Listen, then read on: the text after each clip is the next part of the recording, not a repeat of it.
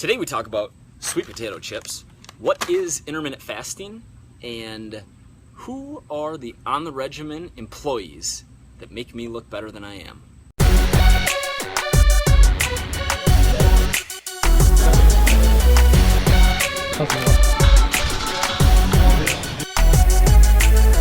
Hello everybody, welcome to Equals and Alternatives, episode 81. I'm your host, Mike Vacanti. Today we are reviewing Starbucks potato chips. Smoky sweet barbecue kettle potato chips. I was in line at Starbucks and I saw these and I saw the words sweet potato and I was like, no way they have a sweet potato chip. This is stupid. Grab them. Yep, macros suck. Buy these. Gonna review them. And then I realized that they are sweet barbecue potato chips.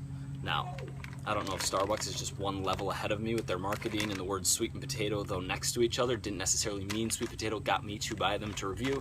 Could get someone else to buy them thinking they might be a healthy option. They're not. One thing that I want you to know, the equal to 1.5 packets of Doritos, which I didn't go buy. I know I'm slacking a little bit here. In Southampton, I don't have the easiest way of getting around, getting to the grocery store. Like, stuff isn't super walkable for me, so I don't have the packet and a half of nachos, potato Doritos to review, but the only reason that this equals 1.5 of those is because those bags are smaller, right? The composition of these chips are very similar: low protein, moderately high fat, moderately high carb snack. The ingredients are a little bit different, but nothing glaring, nothing really worth pointing to towards making these a healthier option than the Doritos. I'm very curious with taste here. Fairly hungry, so I'm pretty excited about this because I really like barbecue potato chips in general. Very airy looking.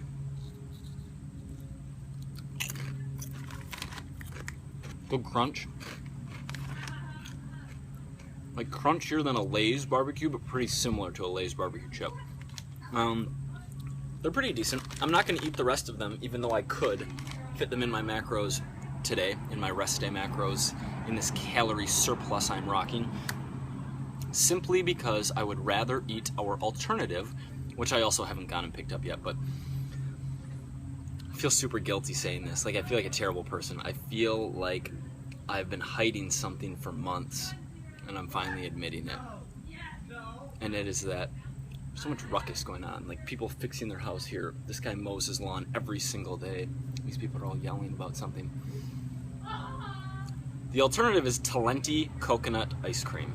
And if you have followed me for any period of time, you know that I don't eat any ice cream other than Ben & Jerry's, and I don't consume ice cream in less than a pint at a time. But this coconut Talenti is so good.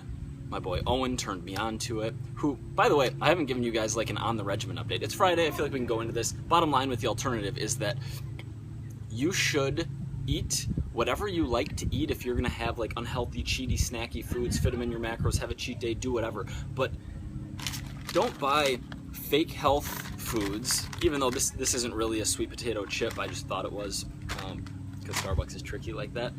But don't buy fake health stuff and fill that into your macronutrient needs. Like, eat stuff you really enjoy. If you're gonna have chips, have chips. I don't really like chips that much. I would rather eat ice cream. So I'm gonna fit the 96 carb, 36 fat, 12 protein into my 200, 200, 100 for today, because I can do that and I'm super pumped about it. So yeah, that's it for the alternative. Eat stuff that you really, really like. For me, that's ice cream. If you like chips, have at it. OTR update. So the Brett Lumberg era at On the Regimen is over. It was short-lived. For those of you who didn't know, I brought Brett on. I basically forced him to quit his accounting job. One of my best friends since I was 10 years old. And we gave it a shot and had him working as director of operations, partner, whatever you call it. I basically didn't have enough work for him to do.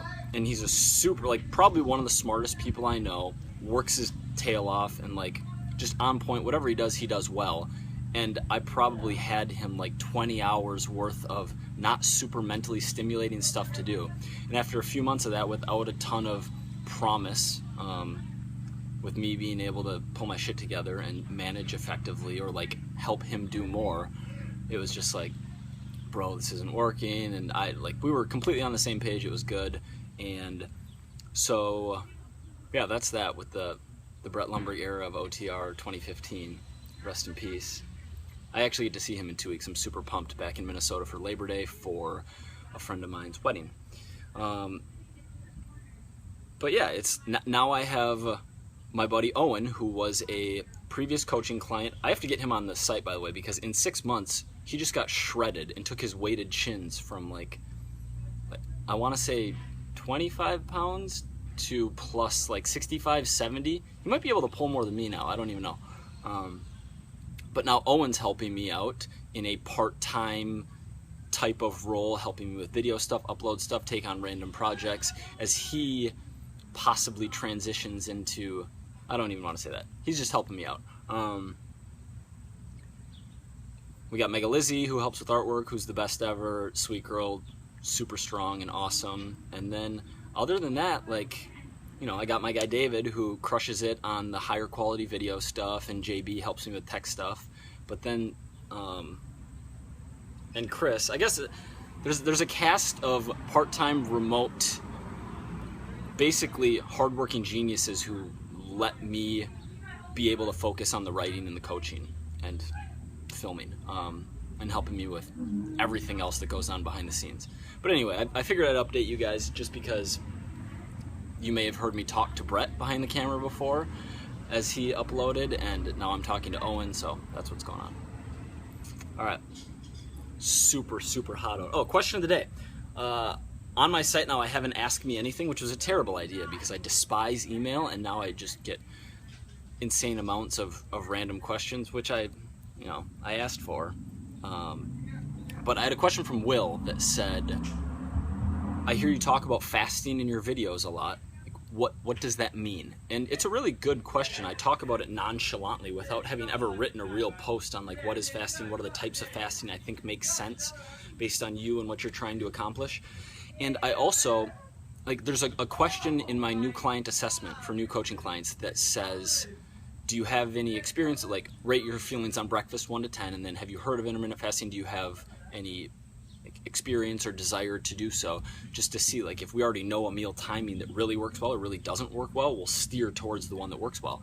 And many people say, like, oh, I've done juice cleanses and juice fasts and I'm not into that. And I scratch my head because I'm like, that's not what I meant with the question, and then we'll talk and figure it out. But I assume that's where Will's question is coming from. When I say fasting, what do I mean? So first, if you're on a juice fast, you're not fasted. Fasting just means not consuming any calories. So consuming a zero protein diet consisting of 100% liquids, like many juice fasts are, because they're high in antioxidants, vitamins, minerals, whatever someone's trying to sell you to reset your metabolism and then lose fat after that, is bullshit, for one.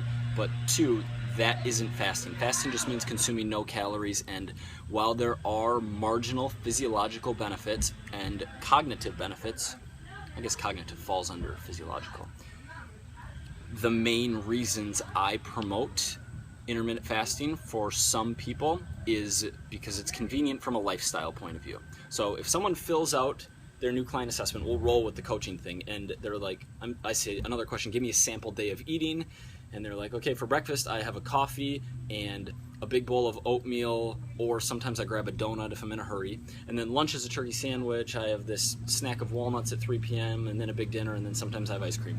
It's like, well, if we skip that carb heavy or like donut breakfast or whatever you're having, and instead just have coffee, we've just saved 250 to 450 calories that you can reposition later in the day, still be in a deficit, and enjoy it more, simply because, one, dinner is a more social meal than breakfast for 99% of people, and two, because when I see they're already coffee drinkers and caffeine makes it so much easier to fast in the morning, it's an opportunity to at least bring up a discussion about fasting. So when I refer to fasting, I'm generally referring to a method of eating where you consume most or all of your calories between an 8 and 10-ish hour window during the day to make it more convenient for you and your life to be in a calorie deficit. There's nothing super magical about that number, 8 hours or 7 hours or 9 hours or 10 hours. Just closing the window a little bit on the food intake so that it's easier to be in a deficit. All right. Any more questions about fasting? Drop them below in the comments. Happy weekend, everybody. I am, what is it? It's like 4 o'clock now. I'm actually I'm not watching. So Gary and his wife are going out tonight, and they're putting their 3-year-old, Xander, who just had 3-year-old birthday, down at like 6 o'clock. I might actually wake him up and like play with him, but I'm responsible for being around the house from 6 to 8 before the babysitter gets back here. I don't know what, the video won't be up in time, so I can't like ask. It's probably a bad idea. Any parents out there are probably like, no, don't wake up that 3-year-old right after he goes to sleep. Like, Lizzie's gonna come home at night and kill you. But he's just such a good kid. I kind of just want to play with him. I don't know. Remember, your body is still counting macros, even if you're not.